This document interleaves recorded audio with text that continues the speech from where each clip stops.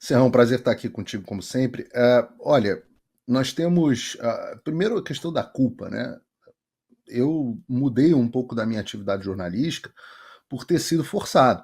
Em novembro, na verdade, em 30 de dezembro de 2022, o Alexandre de Moraes, na época nós éramos colegas, inclusive na Jovem Pan, Serrão, nós três, e eu apresentava os Pingos nos Is, comentava nos Pingos nos Is, que é o programa político mais assistido do Brasil, e o Alexandre de Moraes achou que era por bem pegar o jornalista no programa político mais assistido do Brasil e bloquear todas as minhas redes sociais, obviamente em território brasileiro, né? Só no Twitter eram 1,4 milhão de pessoas, 1 milhão no Instagram, 1 milhão no YouTube, e por aí vai. E ele achou que era por bem bloquear todas as minhas redes sociais, por bem congelar todas as minhas contas bancárias e ainda por cima cancelar o meu passaporte brasileiro e colocar uma multa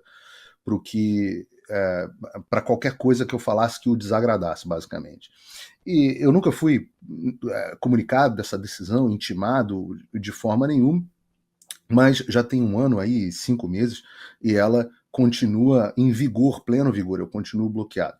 Nesse momento, quando isso aconteceu, eu percebi isso como um chamado, onde eu deveria não só continuar focando no Brasil, na conscientização do povo brasileiro, mas aproveitar a minha posição aqui dentro dos Estados Unidos, com conhecimento do funcionamento das instituições, conhecimento de pessoas-chave, conhecimento do idioma, fluência no idioma, para explicar aqui fora o que vinha acontecendo no Brasil, uma vez que a ação do Alexandre só foi possível graças ao apoio que ele recebeu da administração Biden, da esquerda americana, que interferiu diretamente no processo eleitoral brasileiro, como amplamente aí divulgado pelo Financial Times e outros veículos de imprensa semana passada, até pela própria Globo News, na coluna da Natuza Neri, né, no podcast da Natuza Neri. Então, eu tive que voltar a minha atividade para essa direção e, desde então, eu venho construindo uma aliança muito grande,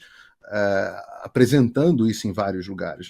Aí foi PragerU, que é muito famosa aqui, Tucker Carlson, a semana que vem vou no Dave Rubin, Patrick Bet-David. Assim, os grandes nomes foram apresentados e, claro, também dentro do Congresso dos Estados Unidos, onde a gente começou com Chris Smith e hoje já temos uma rede aí de mais de 30, algumas dezenas, está até se expandindo, de deputados nessa direção. E quando a gente começou a falar isso, Serrão, ninguém acreditava muito no que eu falava, era uma história meio fantasiosa. Eu tinha o privilégio, e eu tenho que agradecer ao Alexandre por isso, de poder me apresentar como a prova viva da ditadura brasileira. Não é normal para os americanos ver um jornalista passando o que eu estou passando. Então, quando eles enxergam alguém que pode provar o que está falando, que é a encarnação da ditadura, eles enxergam com algum espaço. E foi o Alexandre que proporcionou isso. Agora, com o que está acontecendo com o Elon Musk, isso, como eu disse, fura bolha e fura bolha aqui fora também. Então, no certo sentido, claro, foi uma aliança grande para a coisa poder chegar ao ponto do Elon Musk fazer isso, mas a partir desta etapa, num certo sentido, tudo aquilo que vinha sendo dito por mim e por alguns outros aqui nos Estados Unidos de forma meio solitária nos últimos meses, passa a ser validado. Na prática, a colocação do Elon Musk no mesmo inquérito que eu, pelo que me parece, além de... não tem grandes efeitos, né? Vale dizer, o portal Choquei, por exemplo, que é conhecido pelas notícias falsas, pela propagação de notícias falsas, apesar do Alexandre não incluí-los no inquérito das fake news, o que mostra o quão ridículo é esse inquérito. A inclusão do Choquei, o Choquei publicou recentemente que até o FBI, por causa dos acordos de cooperação internacional, até o FBI poderia invadir a casa do Elon Musk. Assim, é uma coisa absolutamente ridícula, mostra o grau de ridículo dessas pessoas, o quanto que elas perderam completamente a conexão da realidade. Ora, nenhum acordo de cooperação previria uma decisão de um juiz brasileiro sendo executada nos Estados Unidos. Os Estados Unidos, qualquer ação de um juiz brasileiro precisa ser trazida para os Estados Unidos através de uma carta rogatória, precisa ser avaliada tanto pelo Departamento de Justiça, quanto por um juiz federal aqui, que vai avaliar os critérios. E os critérios envolvem o famoso probable cause, a causa provável aqui nos Estados Unidos, envolve a avaliação dos delitos, se há materialidade, se o devido processo legal foi seguido. E claro que os Estados Unidos não tem essa questão de crime de opinião, e é por isso que todos os pedidos que foram feitos, os poucos que foram feitos pelo Supremo Tribunal Federal para o Departamento de Estado dos Estados Unidos foram recebidos com quase que risos, né?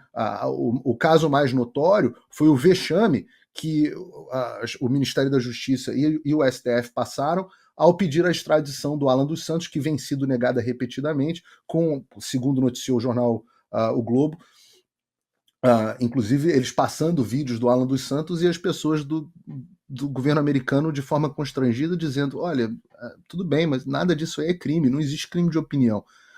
E o governo brasileiro ficando revoltadinho porque o que eles querem é implementar uma ditadura. Então, efeitos práticos dessa fanfarra do Alexandre, absolutamente nenhum para o Elon Musk.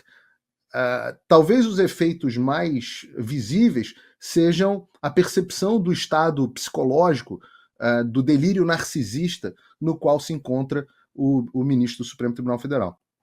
Oi, eu vou ter que parar o vídeo só para te atualizar. A perseguição implacável continua. Desde dezembro de 2022 eu continuo sem passaporte, com as contas bancárias bloqueadas, redes sociais banidas no Brasil e muito mais. Agora estão vindo atrás de mim até porque eu contei para vocês os bastidores do que acontecia com os militares. E a novidade é que o Locals, onde muitos me apoiavam, fechou o acesso aos brasileiros por conta do STF. Então criei uma nova forma de você me apoiar diretamente. Você pode ser agora meu apoiador com uma pequena quantia por mês e ter acesso a vários conteúdos exclusivos, ou você pode agora também ser o meu patrono e passar a integrar comigo o meu grupo de elite, um grupo fechado de WhatsApp só para os patronos, além de fazer reuniões de Zoom mensais comigo para a gente discutir a situação do Brasil e do mundo. Se você quer que eu continue fazendo o meu trabalho, me apoia, use o link na descrição e eu garanto que eu vou continuar fazendo a minha parte. Muito obrigado.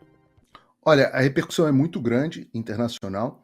Eu estou aqui de verdade hoje por carinho pela Gazeta e pelas pessoas que estão aqui conosco, porque eu estou entre uma entrevista e uma reunião com pessoas aqui de fora o dia inteiro. Ainda não consegui respirar, né? Fiz fio diário contigo, Marco, e só entrevista, reunião, entrevista, reunião, entrevista, reunião. Hoje, ao total, eu vou falar para 8 veículos internacionais. Já recebi contatos de podcasts, etc. Ontem, às 9 horas da noite, me ligaram do Congresso dos Estados Unidos para comentar e pedir esclarecimentos sobre o que estava acontecendo. Agora mesmo estava aqui no telefone falando com o executivo de uma Big Tech grande aqui, não é o Twitter, também falando, será que o Elon vai fazer isso mesmo? Será que não vai fazer? Enfim, o noticiário foi absolutamente capturado pelo Brasil, o que é muito relevante, porque se você parar para pensar, é muito difícil, às vezes aqui nos Estados Unidos e no exterior, que eles comentem Brasil. Um dos motivos pelo qual o Brasil, pelo qual o trabalho de conscientização aqui é tão difícil, é porque o Brasil não é um assunto de tanto interesse. É muito, muito pouco sobre o Brasil reportado pelos poucos veículos que têm correspondentes aí. Então, se você pegar mesmo os maiores jornais aqui dos Estados Unidos, até mesmo o Daily Wire, eu estava conversando com uma pessoa ligada ao Ben Shapiro hoje, o Daily Wire não faz cobertura praticamente do Brasil. A única coisa que eles postaram nas manifestações brasileiras lá do Bolsonaro no mês passado foi basicamente uma matéria que eu enviei os dados para eles. Eles não têm correspondente, não tem braço. New York Post não tem braço, que seria um jornal grande. A Fox News não tem braço no Brasil. Então não há muita notícia a respeito do Brasil chegando aqui aos Estados Unidos. Quando você esteve comigo, Marco, em Washington, um dos conversistas que nós conversamos lá, o Ralph Norman, ali no Capitol Hill Club, que eu devo encontrar de novo semana que vem, ele falou assim, ninguém no Congresso americano sabe o que está acontecendo ainda no Brasil. A gente precisa saber. Então é tudo muito difícil. O que o Elon Musk fez foi realmente furar a bolha. E eu não digo justiça seja feita, Marco, não só para os Estados Unidos, mas também para o Brasil. Eu estava falando com a filha de um amigo meu, adolescente, e ela estava falando, Paulo, o que, que é isso que está acontecendo? Me explica, porque eu falei assim, mas você não está sabendo nada que está acontecendo no Brasil? Ela, não, só estou sabendo que parece que o Twitter vai fechar. Então, as pessoas que estão completamente desconectadas do problema da ditadura do Brasil agora começam a se conectar. A gente teve até agora, parece que o pessoal do MBL está atingindo aí a puberdade, alguma coisa do tipo, que eles também se depararam, começaram a se posicionar contra. Então, assim, é um divisor de águas. É absolutamente um divisor de águas que a gente está vivendo nesse momento.